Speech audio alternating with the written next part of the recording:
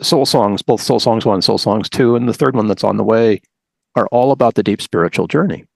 If they happen to come through an AI music generator, if they happen to come through a painting that you actually put, brush on the board to make, what does it matter if the transformation takes place? I think it's for everyone because it's really about being a human, being alive. Welcome, Rebecca. This is such an exciting moment for me because I guess because of how it all happened. That's the most exciting thing. And to be able to capture this moment in time for us as a way of saying, yeah, this is part of it too. The music is great, but this is part of it too. So I want to share my perspective on what was going on here just to bring us in. But before I do that, let's meet you, because there's people here on the music shelf who haven't met you before. Who is Rebecca Noelle, in addition to being my amazing wife? Well,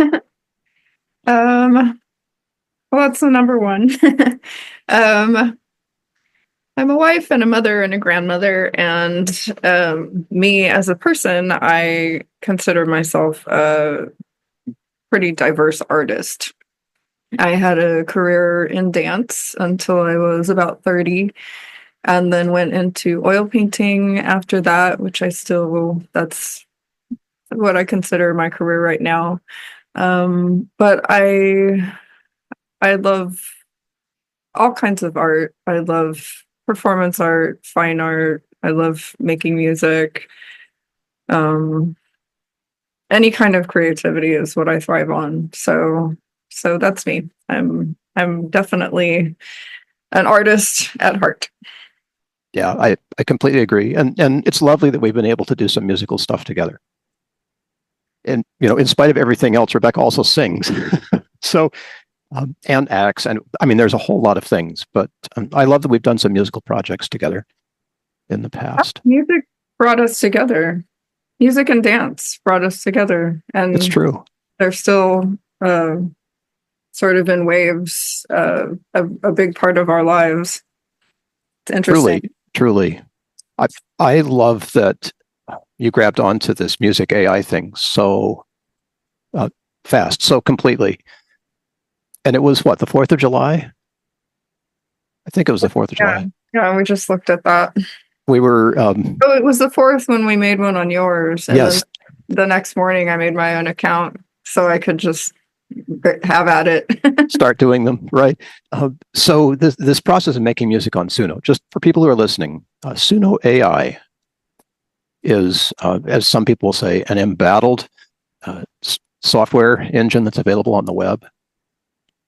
But it has done some amazing things. And a couple of months ago, I started to play with it because I'm, as a musician myself, I didn't want to be afraid of this thing. I wanted to understand what it could do, how I could use it, if I could use it.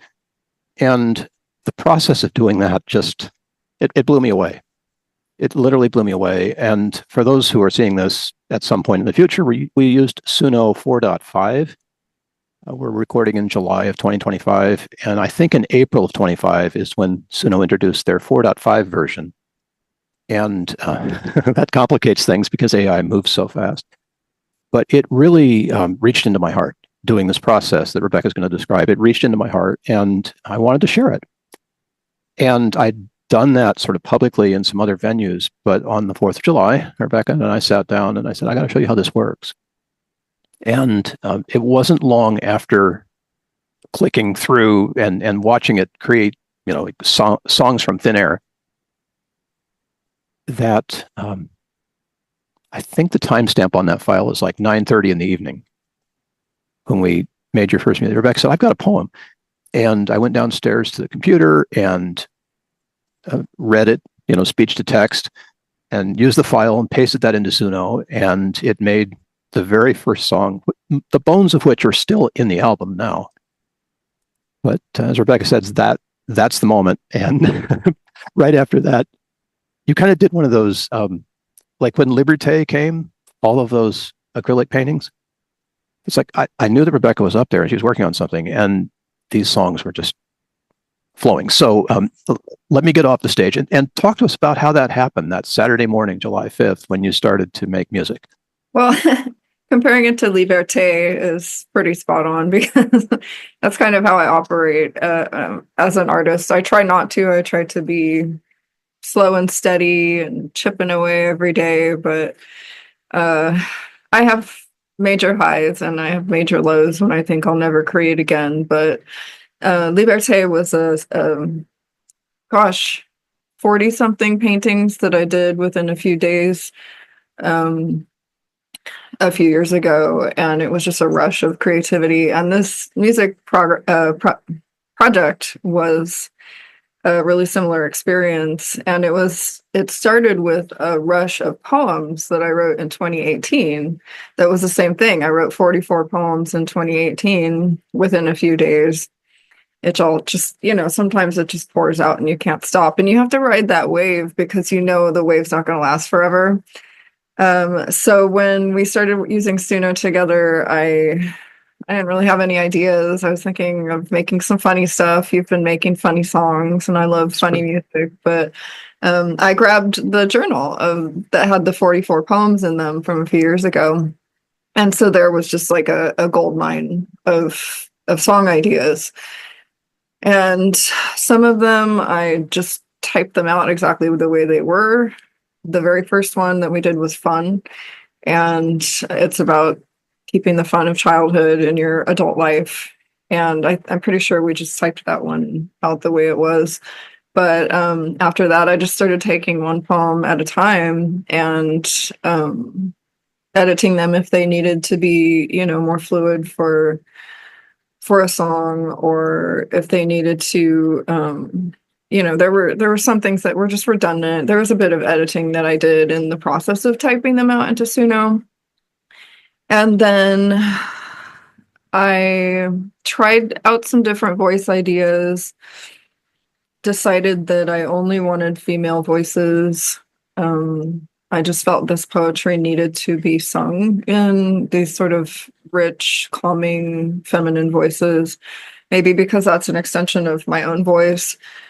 So I chose the kinds of voices that I wanted and prompted those. I chose my favorite instruments like cello, vibraphone, marimba, chimes, hand drums, things that you don't normally hear playing together in genres that you don't normally hear mixed. I was using like Irish jigs and reels and with marimba Yeah, and yeah. dream pop and jungle lounge and tribal music, and somehow between the consistency of the female voices and the chosen instruments, there's a thread that goes through the album, and also the words, obviously, because the words are all mine. They're all sort of centered on a concept which I forgot to tell you about.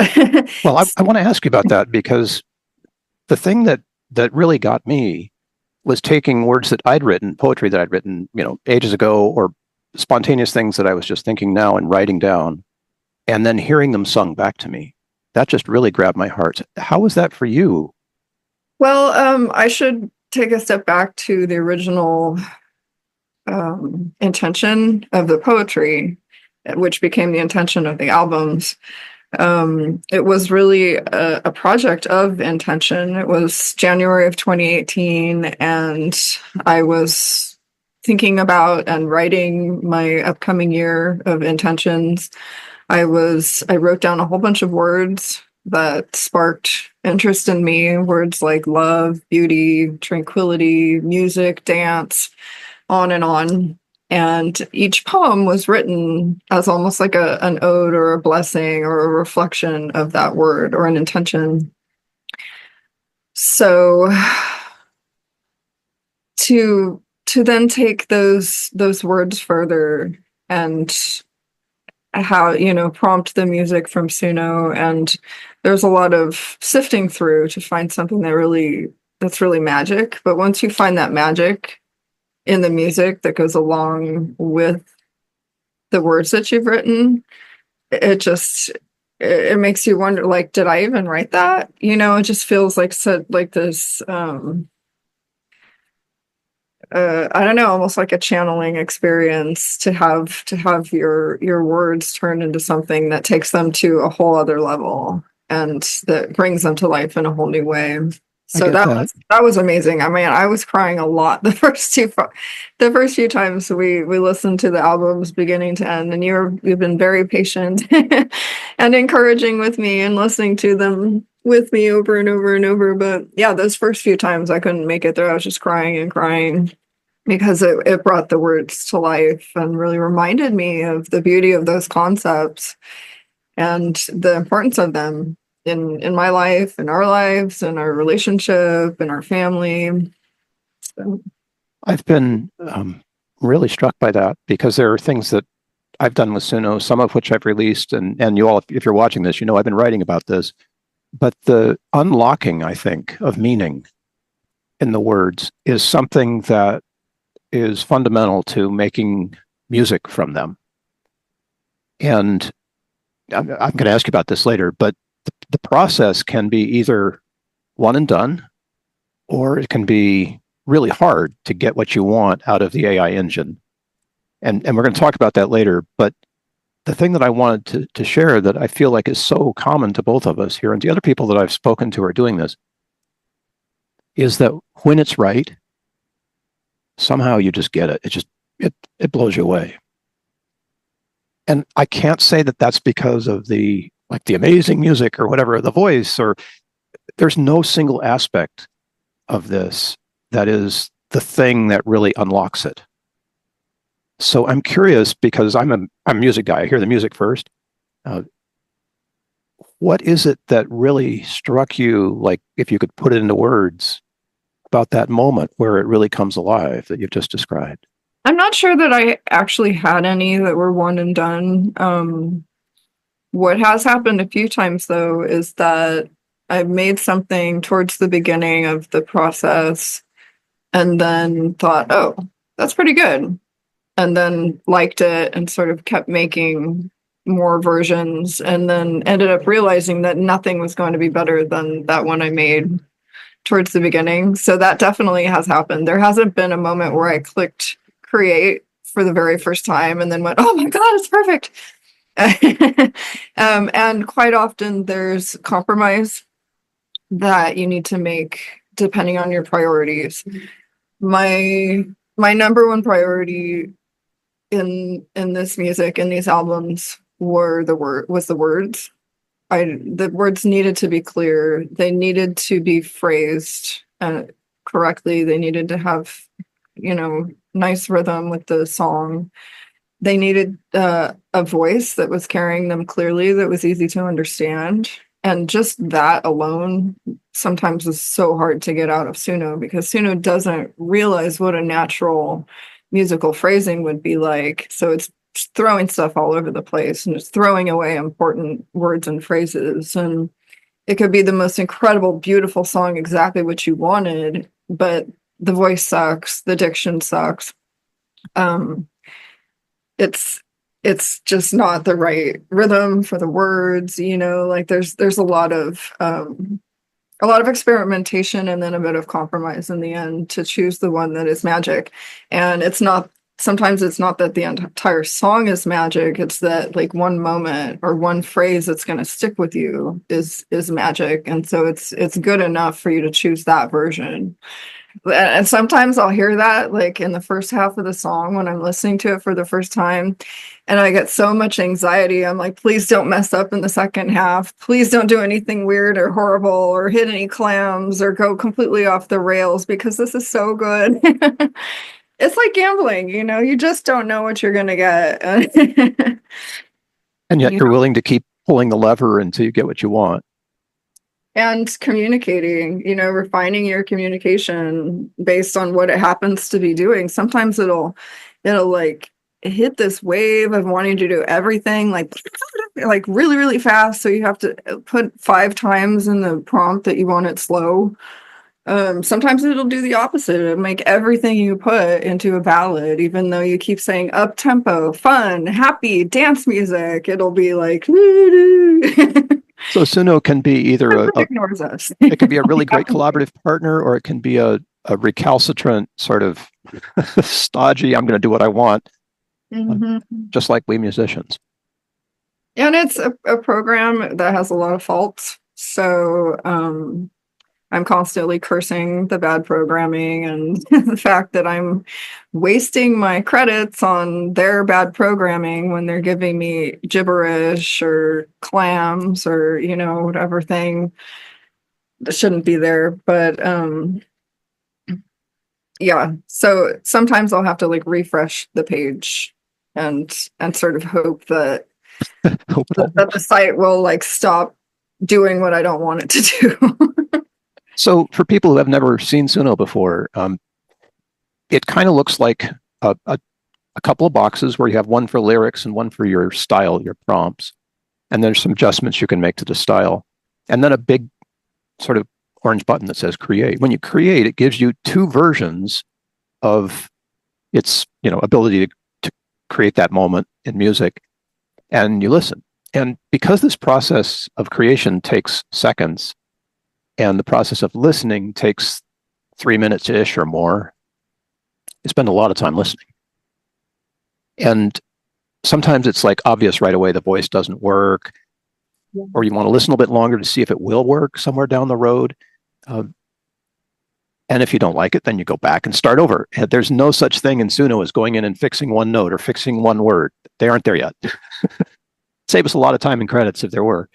Sometimes you'll get lucky when you remaster and that voice and or that word will fix itself. It'll fix itself. Like we have one. What was the pronunciation that was so funny?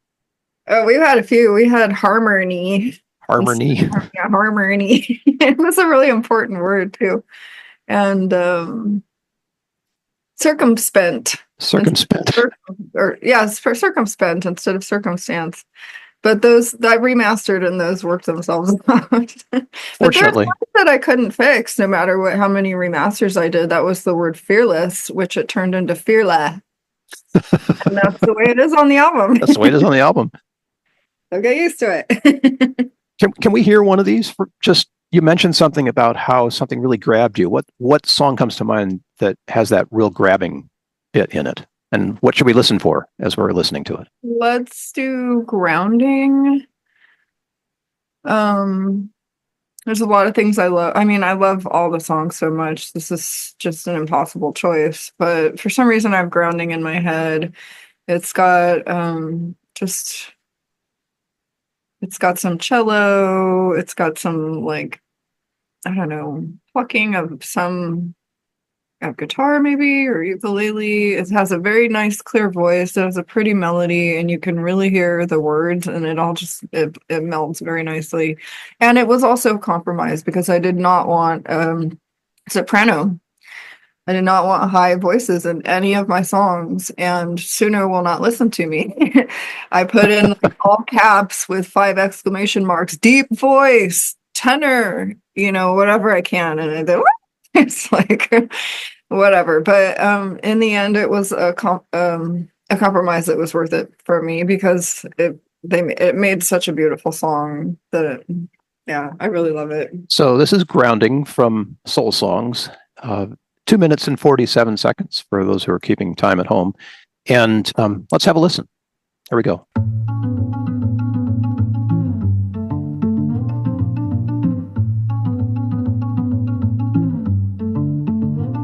Her breath moves in, sinking down through every part of me that was scattered in sharp bits, all locked inside the glacier of my heart.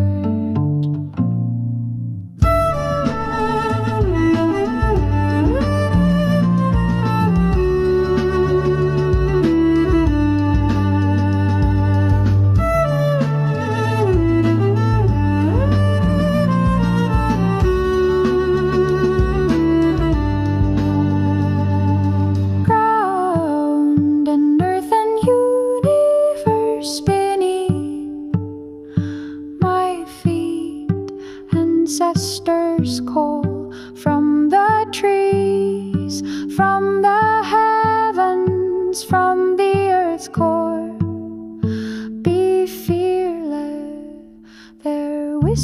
whispers travel through my heart, my womb, my breath escaping into the wind. A blessing of well-being.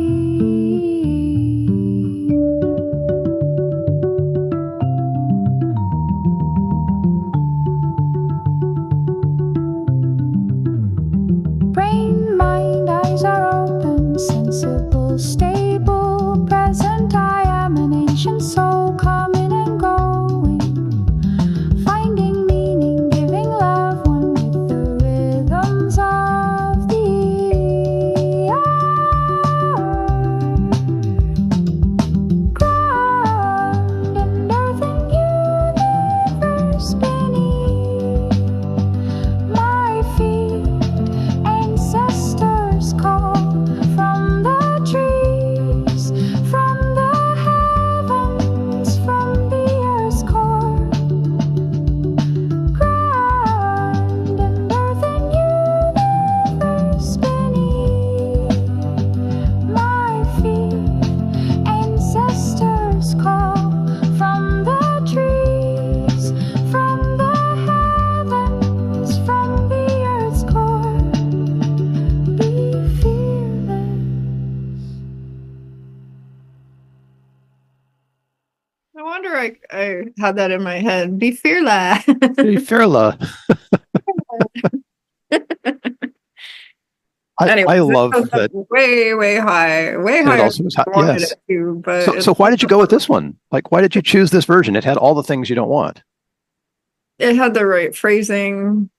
Also, it would be impossible for me to really answer that question without also playing you all of the other potential versions that I could have chosen, because sometimes it's like I'll have 5 or 10 that I like that I'll add into the playlist, and then I'll just have to keep listening.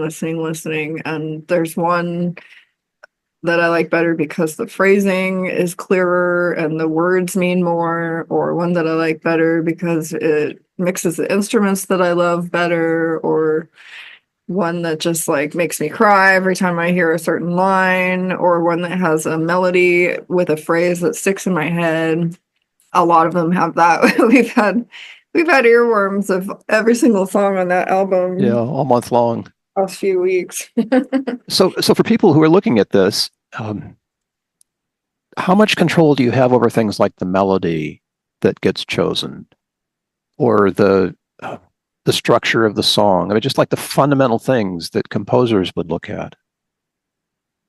Not much, but there are ways to communicate. When it will pick up your communication, it'll work. Sometimes it'll completely ignore you, but a lot of the time I like to put in something like the singer has a very clear voice so that you can easily understand the lyrics. I'll put that as a prompt. Or I'll put beautiful, memorable melody as a prompt. I do that a lot as well. Doesn't mean I'm going to get it, but I might be more likely to get something closer if I do those prompts. But a lot of it comes down to just having faith that if you make enough versions, you'll get something good enough, and you can take that good enough through a remaster to something that's great for an album. And clearly it's not perfect. I still have Fearless, but Yep. And I had made a bunch of remasters of that still said Fearless. So what am I going to do? The version of the song was good enough for me to still choose it compared to the others. But I bet you if I went back and listened to all my other versions of Grounding, there's probably some pretty cool songs in there. When you're choosing the best, sometimes it's really, really obvious. And sometimes, like, even you and I have sat there and gone back between like 2 versions of something and like, well, this is good in this one and this is good in that one. And it comes down to your gut in that situation, I think. Which one do you want to keep singing? Which one, makes you cry or makes you smile more or makes you dance more? And that there was Journey in album album 2 has a song called Journey, where I had kind of a country version of that song in there because it was so catchy, because I couldn't get it out of my head, but it just didn't feel like it fit in with the rest of the album. It was too straight country. So I ended up choosing my second favorite of that one. But now it's my favorite, and it's got, like all the instruments I wanted. It has a more appropriate voice and style, and it sticks in my head as well. So I had to let go of a real catchy tune in order to have more consistency through the album. And that felt like a compromise, but at this point, it feels like the one I chose in the end was the right one. But there's another cool version of Journey out there, hanging in the air. So I've felt that too. And sometimes, as if you've been reading my blog, I released 3 versions of the 23rd Psalm, and I love all of them. And it's like, what if you can't decide, right? And most of the time, the decisions are made in a different way. I mean, in the recording world right now, we have an obsession with perfection in music.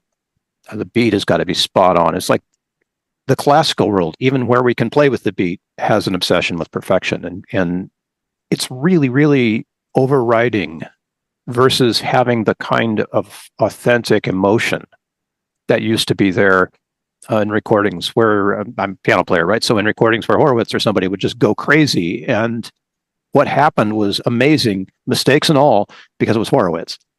And this music AI ethos is similar in some ways to that. I mean, we have no control over the music itself, really. But the choices that you're talking about, I think, are really fundamental to the impact at the end of the day. And, like hearing a whole album and there's one country song that jumps up because we thought it was the best musically, and it doesn't fit within the ethos, that's not going to work. And there are other times too. I love these times. We'll be sitting there doing something, and Rebecca will crack up. She's got her earbuds on, and she's like working, and she'll just laugh. So I'm hoping one day you'll do a bloopers reel of all the stuff that that Spotify made that's just hilarious, because there's some. Suno. I'm sorry, that Suno made. I need to get on that now because it's piling up quickly. We had one yesterday where it sounded like she was being strangled in the middle of a note. Or she turned into a demon or something. Oh, and then that one time I tried to add in a word, and remember that? And it was like, la, la, Yeah. la, winter. Yes, it's like this demon voice, winter, growly. You never know what weird thing it's going to do. And sometimes it'll just be like total gibberish and just weird notes and bad chords. And yeah, sometimes I guess, well, and then you can report the bug. Yeah. I guess that's a bug because it is a bug. Yeah. I've taken it upon myself to report every single bug from, from like a week ago. I was like, I am sick of this shit. I'm going to report every single thing. And I've reported like half the songs I've made since then for some, because you can report for bad audio quality, not following the lyrics, not following the prompts and the style, bad song structure. I think those are the 4 things, and then other. So sometimes I'll click everything because it's just a total mess what they give me. It's completely odd. But that's why it's like gambling. It's just like every time you push create, you're losing a little bit of money, and you're like hoping that you're gonna get the jackpot. And a lot of the time you just get total crap. And Ghost to know, because it is an AI, and probably not even the programmers at Suno know exactly what it's going to do every single time. I really caution everybody, this is not a reliable process. I've been doing some mastering of pre-recorded stuff, and I'll get to that, further on in the blog. But this is basically an experimental exercise right now that we, the users, are funding at whatever, $99 a year. It's not too bad. But when you run out of credits, you buy more, and in order to keep the project going, you have to keep buying more and more credits. So 2 albums in, 35 songs so far, off of the 44 poems that were written. How are you feeling right now? I'm still riding the wave. I don't want it to end. I've I've got my song list for album 3. Soul Songs 3. The original 44 poems ended up as 35. A lot of the concepts were able to be combined. Um, like originally there was a poem called Mother as well as a poem called Goddess, and I ended up sort of combining the two. Yeah. So yeah, in the end, I ended up with 35, and then realized that there were other words and concepts that I still would like to write about and write music or create music for. So I've got all of those written down, another 20 or so for Soul Songs 3. Before I start with that though, I've started a Christmas album because that was really tugging on me as well. I anyone who knows me knows I'm obsessively Christmas. Christmas in July. Yeah, I never stop listening to Christmas music. It's one of my special interests, you could say. And my whole life, I've always written children's poems and things like that. A lot of them have been about winter and Christmas. So I don't like have them here with me that I know of. So I'm kind of drawing on my memories and my ideas. I wrote out the song list for that, and I've made 5 Christmas songs so far for that album. The album's called Happy Christmas. You guys will love the album cover. I won't show it to you. Yeah, I mean, creating the album art is just as fun too, because you want it to really represent all of the concepts and ideas and heart that went into the music. So I'm really proud of the album covers as well, even though I didn't, paint them or whatever. They were created with AI. I feel like they represent everything, all of the words in the music so beautifully. So anyway, the Happy Christmas album cover is not so much beautiful as it is hilarious and Hilarious. Oh, it's so much fun.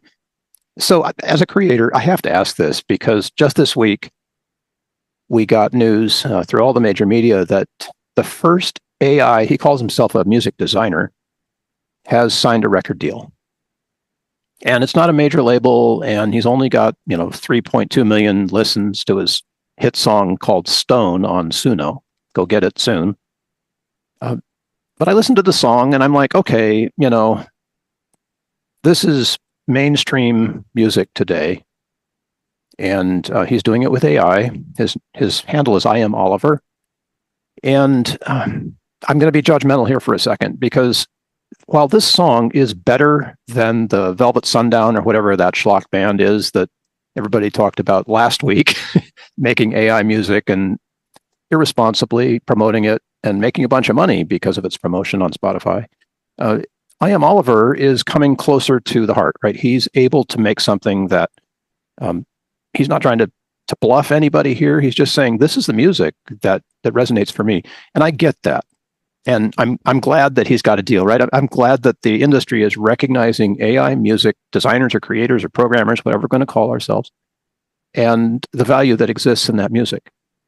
But I want to ask, because this is so new, how that creative process was for you, knowing exactly what you were doing to make this music come alive in a way that has emotional resonance. That's really the point of music in the first place. How was that process for you? Did you have any ethical issues as you were doing it, or other than the frustration, what was going on?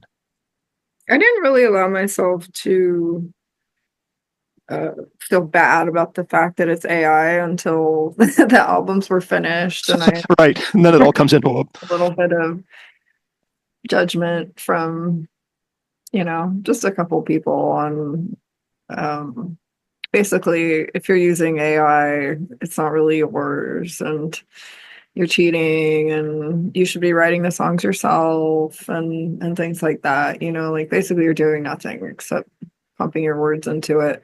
I addressed a lot of those ideas and judgments when I first posted about the album, because it really was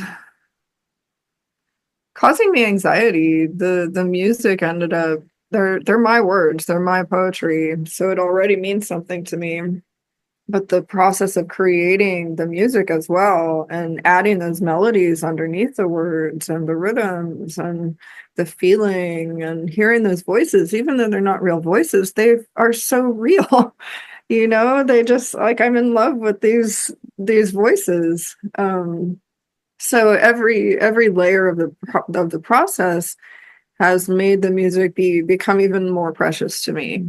And it feels very personal. I did not write the music. I don't have that kind of skill and talent and resources to create the band that I want and find the singers that I want and make all these beautiful layered songs.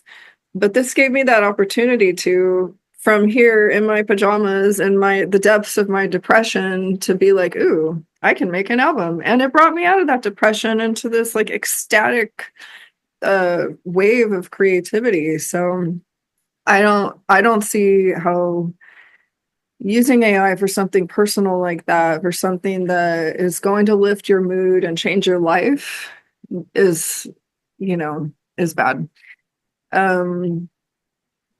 So I've been very protective about it because I am a very sensitive person and the music is very precious to me. But at the same time, I feel like it needs to be out there in the world. I'm really proud of it. It was an amazing experience making it. And it's been a surprising process. I never saw it coming. If if anyone had said a couple months ago that I would have made all this music, especially good music that's interesting and unique and beautiful, yeah, I never would have seen it coming. So it's been life-changing, and I'm trying to protect it while also just being ready to weather whatever kind of hate I may get from the fact that it's AI. That's pretty courageous and honest.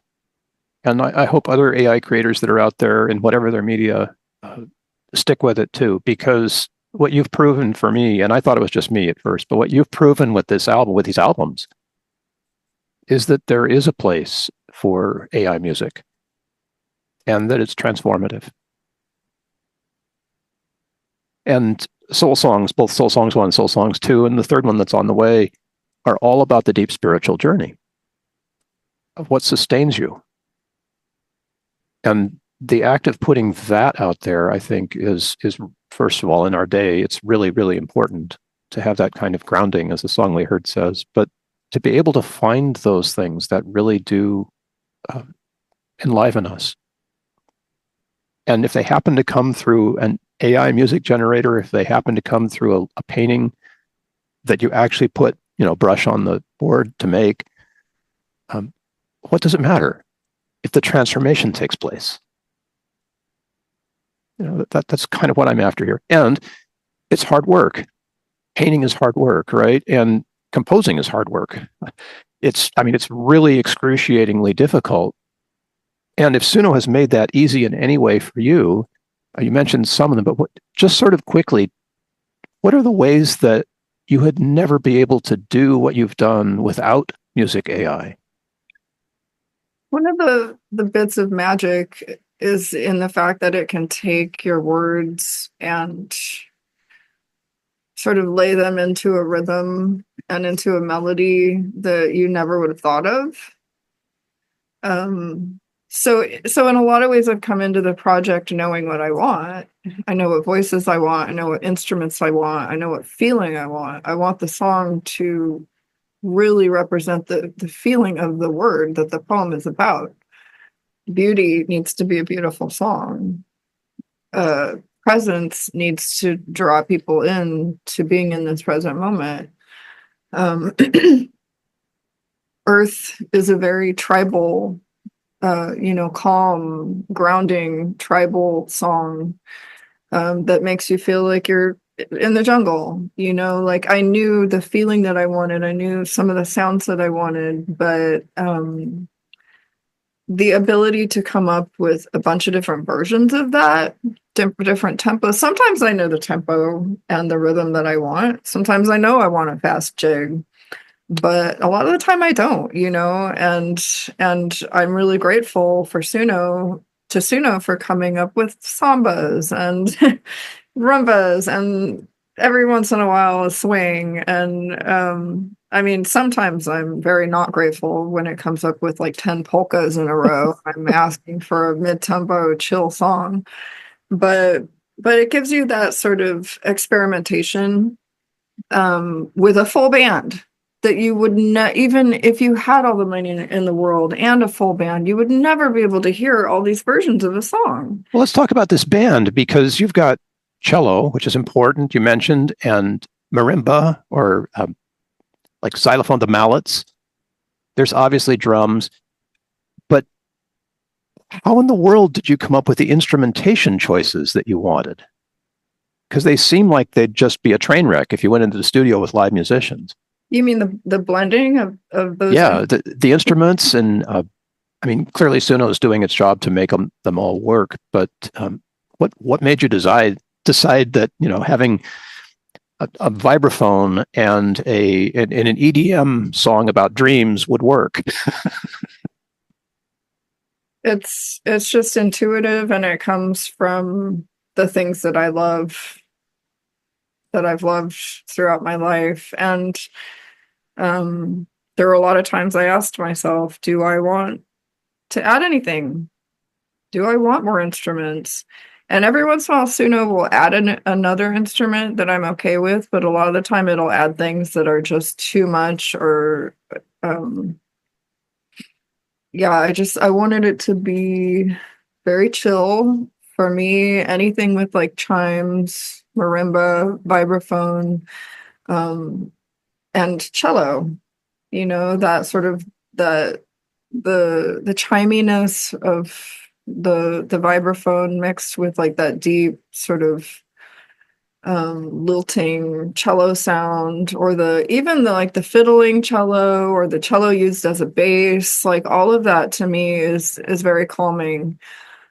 And then a lot of the time, rather than using a drum set, I use hand drums, and I typed in all the kinds of hand drums that I wanted, because I wanted it to be I wanted it to feel very kind of like grassroots, grounded, rather than some big band with tons of sound and horns and strings and this and that. I wanted to build a band that felt really personal to me, the sounds that I like. And I wanted to see how that went with the words that I'd written, like what would happen if I turn this poem about the earth into an actual tribal song and then add cello to it. So this dialogue with the AI is an important part of the creative process. In fact, it sounds like it's almost essential. You couldn't do this in real life. I mean, I can imagine real life players with the instruments and somebody who can score music really fast, making changes as rapidly as possible. You still wouldn't be able to do what Rebecca's done here, which is, okay, let's call it July 5th as the start date. And the first album was public on Spotify on the 11th or 14th. I mean, it was within a couple of weeks, 10 days. And now they're both on Spotify. It's, less than a month from an idea to fully realized albums. That is something that is remarkable to me. Does it make you feel like there's more creative energy bottled up in our world just waiting to be released? Yeah. Like I said, I never saw this coming. I never would have known that I had that in me. And I don't think it's going to last forever. I feel like the Soul Songs was just a beautiful moment in time where I was right place, right time. I had the right words there. I had these musical ideas. When Soul Songs is over and my Christmas album is over, maybe I'll have some new idea that will bring a new wave of creative energy, or maybe I'll never make another song again. I really don't know. I think a lot of people will probably work differently than I do, tinkering around with things and trying different voices and different styles of bands and instruments rather than knowing exactly what they want and exactly what they have to say. For me, that's part of like why this project was so special, was that I had a gold mine, that needed to be expressed. That's not going to be the case once I'm done writing songs about all these poems that I've written. I'll be like looking around like, well, now what? Um, but I think even for people that don't have a gold mine or a book full of ideas, like we were talking to a woman who has early signs of dementia, and she wanted to use Suno in order to sort of get her thoughts out there into the world in meaningful ways and in ways that would like help her in her dementia journey. So there's just so many ways I think that it can be used that don't have to be like this insane obsessive create multiple albums in a month. And also I think one thing that bothers people about the whole AI thing is that there's a lot of people out there just mindlessly churning things out, Yeah. just like making however much they can, just trying, using Suno to create lyrics, using Suno to create pop music, just trying to make as much as they can. But I don't feel like this was that kind of thing for me. This was more of like an obsessive creative endeavor of a completed project, like a package with a bow on it. I don't see myself just mindlessly, churning out volumes of music just to say I did. But there are people that are out there doing that, whether or not that's right, who knows and who cares, but it's a great tool for those of us who have something to say and who want music that's gonna like feed us, like I knew that if I created this music I'd be able to listen to it and it would feed me, the blessings, the affirmations, the reminders of my life. And I'm finding out that it feeds other people too. So yeah, there's all different kinds of ways to use Suno, and there's levels of depth that you can go in creating the music. You can churn out mindless crap. You can have fun and tinker around with various things. We made a song out of a Shakespearean sonnet or something one day in Yeah. class, we made a swing song out of it. Like you can just mess around with stuff, or you can make, like the album of your lifetime. You can do whatever you want with it. So in addition to the invitation to do all of that, who is it that Soul Songs is for out there in the vast listening universe? My first gut reaction to that question is that it's for women. It's very female centered. They're all very, very female, very feminine, sweet voices. There's a lot about connecting to the earth, about connecting to the divine feminine. But when I think about that further, I think that doesn't need to be for women. There are some songs that are, about being kind to your sisters and daughters and mothers that are specifically, written for and about women. But I don't see why that can't also mean something to and every other gender. Like it's important for all of us to respect Mother Earth and to be kind to women and to be kind to our mothers and our grandmothers. And so I think anybody who's open to ideas of the divine feminine, to reverence of our planet, to reflection on personal growth and dreams, dream interpretation, speaking to ancestors. There's so many like really deep, ancient spiritual themes in this music, and the music sort of encompasses all different genres, as we said before. So I would think anybody who would be drawn to this music would be curious and open to all those ancient spiritual concepts that sort of encompass all religions, I think.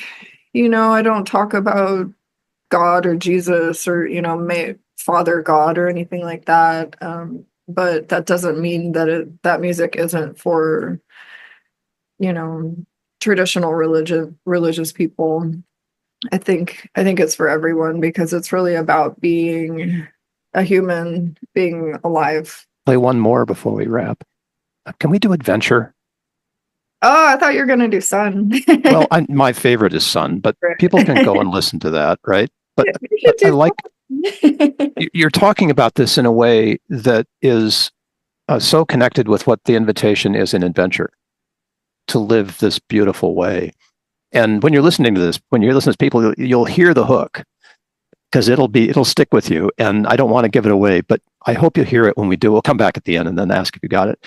But let's play Adventure, and then we'll wrap up with whatever final words you'd like to offer everyone. On the twists and turns of your life journey, may you meet the unexpected with strength and wonder. In the darkest forests of your travels, may you continue your quest with or without help, with or without courage. Through the depths held by the wild, through the night into the light, may your risks be rewarded in knowledge and treasures, in a free and open heart. May your life and your death, your pursuits and your visions be a magical and stunning adventures.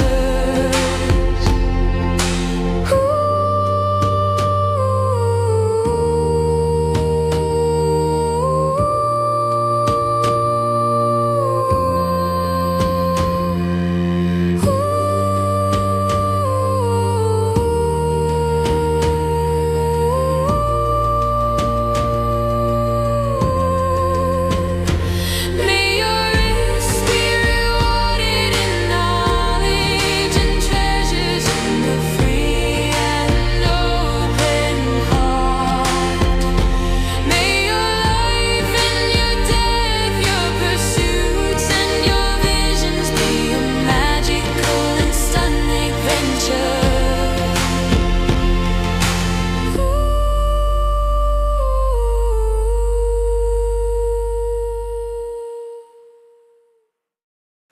So you know the hook, right? Gonna sing it for us? Nah.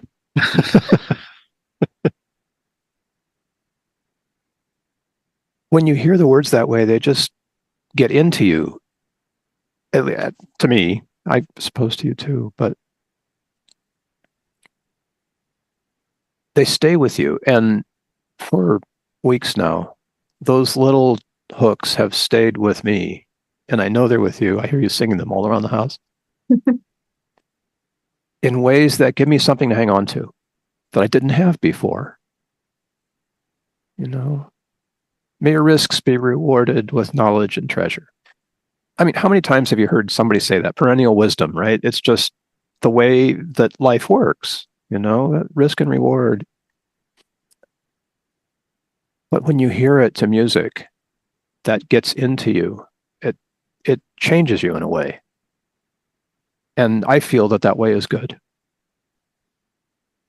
So AI can do that, right? And what's wrong with it? Final words. What would you like to throw to the audience who's probably encountering AI music for the very first time in a conscious way? right? Listen to the album. But I'm really curious in how it feels to be, for you to be that. I think I would mostly encourage people to be open-minded about new tools and technology. There are ways in which things are abused, like we were talking about people just churning mindlessly out music, or if you're creating AI music and then pretending it's real or pretending it's really you singing, or just anything that's unethical or mindless. There's a reason to avoid that, but I'm seeing a lot of um, fear and judgment about AI that's without discrimination. Once somebody finds out that it was made with AI, they call it AI slop, or one of these insulting terms used for anything created that way, or created with the help of AI. Even if it's your own heart and your own ideas and your own words and all of these things, people will still write it off as AI slop because AI was a part of the process. And I don't think that's right. I think that there's a lot of beautiful things being created with AI. I think there's also another meme going around that says like, I would have thought by now that AI would be taking care of my dishes and my laundry and doing all these other things for me instead of making art. But that's not right either. Like I'm an artist and I create incredible images using AI. You're a musician and you're creating amazing songs using AI. We're using our ideas and our skills and our talent and our knowledge of music and of art to create really incredible things that we would have never had the time or resources to make. And we're able to use our creativity in ways that we never have in our lives. And like I've been through songwriting my entire life and I've struggled through that and I've made lots of sort of half-ass songs, but this allowed me to just create something that is amazing. And I can't say I'm proud of it because it wasn't just me, but it was an amazing collaboration of me and a computer to make something that's life-changing for myself and for others. So I would say be wary of judgment made without discrimination on anything that's made with AI, because there's a lot of ways we're using AI in our everyday lives that we don't even think about, but as soon as it becomes about creating art, suddenly, it's evil. It's not true. AI is taking artists to the next level when they're willing to have that conversation and try it and participate in it. It's my 2 cents. Thank you, darling. It's been so much fun to sit and sort of reflect on the last few weeks with you. And for those who are watching or listening, thank you for taking the time with us. This is a really important moment in our creative world right now, in so many ways. And the quiet revolution has begun. And it's people like Rebecca and Noelle that are taking it to that level, ethically, magically, and in a transformative way.